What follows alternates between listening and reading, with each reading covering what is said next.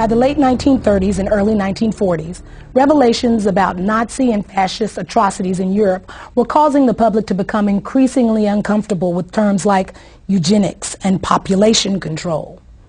This alarmed the leaders of the American Birth Control League, who were aware that this shifting attitude could impact both their ability to implement their racial agenda and their ability to raise funds. They were also aware that the connections between the American Birth Control League and the Nazis were starting to become known. Marketing research had shown them that in this environment, they needed to move away from words like control in favor of less threatening words like planning. So in 1942, they changed the name of the organization.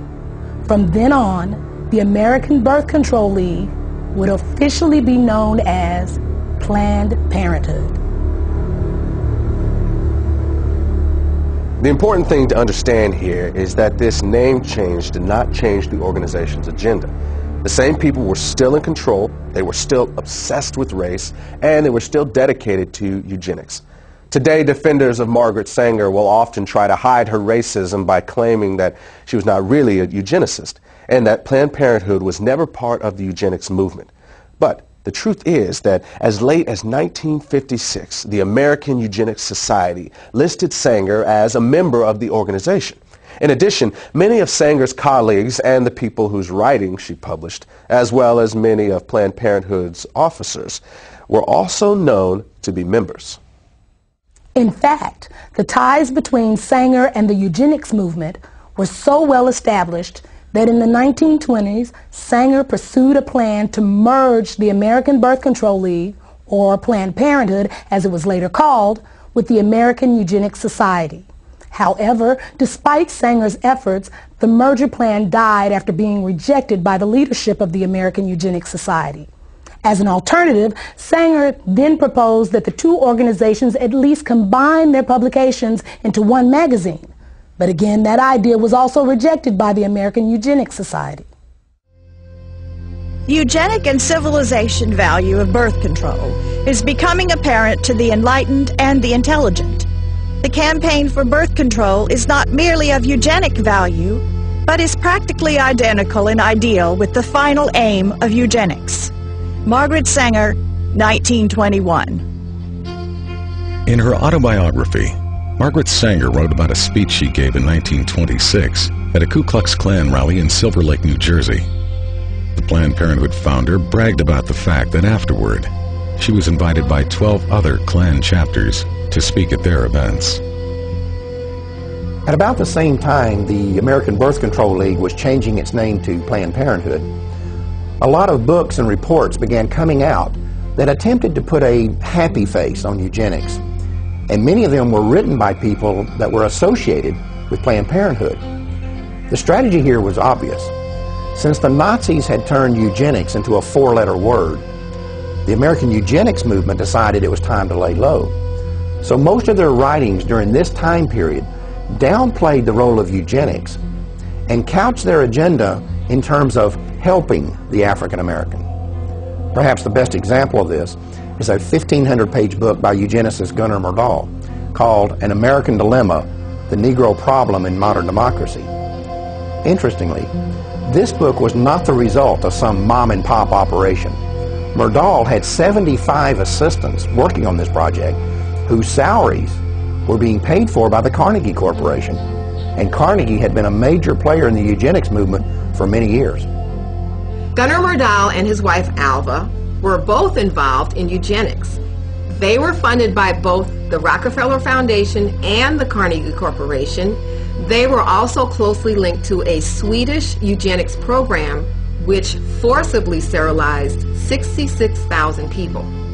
When you read Chapter 7 of this book, it becomes undeniable that this is a blueprint for the modern eugenics movement that we still see in the United States today. The bottom line is that Gunnar Myrdal believed that not only could blacks not help themselves, he felt that nobody could help them, and the only solution in his eyes was to get rid of them. Commonly, it is considered a great misfortune for America that Negro slaves were ever imported. The presence of Negroes in America today is usually considered a plight of the nation. Chapter 7. page 167. All white Americans agree that if the Negro is to be eliminated, he must be eliminated slowly, so as not to hurt any living individual Negroes. Chapter 7, page 168. The only way possible of decreasing Negro population is by means of controlling fertility. Chapter 7, page 170. Birth control facilities could be extended relatively more to Negroes than to whites, since Negroes are more concentrated in the lower income and education classes. Chapter 7, page 176. One thing I find very revealing about Chapter 7 is the first paragraph. Murdahl uses U.S. Census Bureau figures to show that between 1790 and 1940, the black population in the United States increased 17 times. At the same time, those Census Bureau figures show that the white population increased 37 times. However, neither Murdahl nor any other eugenicist wrote anything about what to do about that part of the population that was increasing twice as fast as the black population. Gunnar Myrdal's book on how to resolve what he called the Negro problem was published in 1944 by Harper & Brothers of New York. 4 years earlier, the same company, which is today known as HarperCollins, had also published a book by one of the founding members of the American Eugenics Society. At the time that Harper & Brothers published these books, its president was a man named Cass Canfield, who would later become the national president of Planned Parenthood.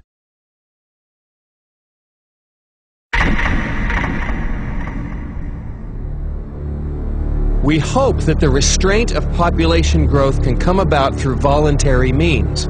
But if it does not, involuntary methods will be used. Dr. Donald Minkler, 1972. Donald Minkler was the president of the American Association of Planned Parenthood Physicians and a member of the board of directors of Planned Parenthood Federation of America. Like many of those in the eugenics movement, he understood that their plans would not always be voluntarily adopted, and that the use of governmental coercion or even force might one day be necessary. The idea of forced eugenics was not something that suddenly developed in the 1970s.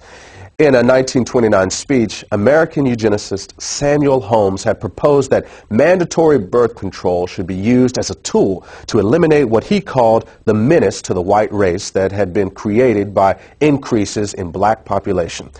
His solution was to have a quota system in which the right to have a child would be controlled by the government and determined by race. At the time, Holmes was on the National Council of the American Birth Control League, which would later become known as Planned Parenthood. Then, in 1936, eugenicist Julian Huxley proposed that the genetically inferior classes could be made to have fewer children if they were denied easy access to welfare. Another part of this proposal was that medical care to these same people should be restricted in order to reduce the survival rates of the children they did have. He also called for the forced sterilization of anyone who was unemployed beyond a certain length of time. Huxley was later honored by Planned Parenthood and was a featured speaker at one of their annual conventions. The reality is that the views of people like Samuel Holmes and Julian Huxley were never uncommon within the American eugenics community. In 1969, a professor at the University of California, Dr. Garrett Hardin, called it insanity to rely on voluntarism to control population.